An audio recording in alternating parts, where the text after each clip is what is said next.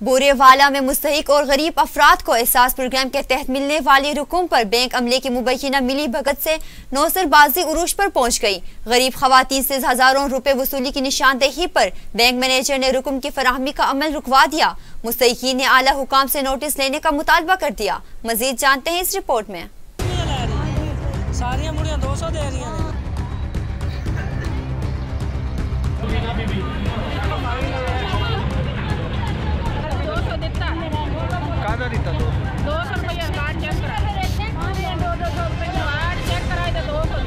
सिर्फ चेक कर दे अभी पैसे आए कि नहीं आए।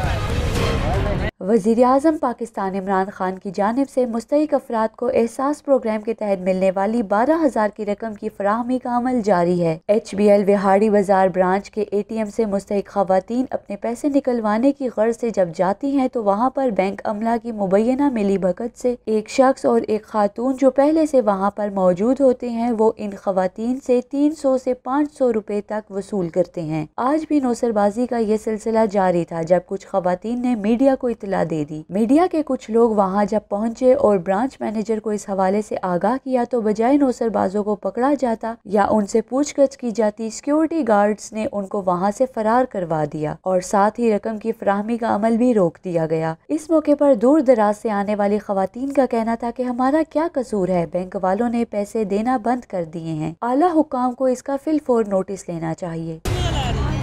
सारियां मुड़ियां 200 दे रही हैं।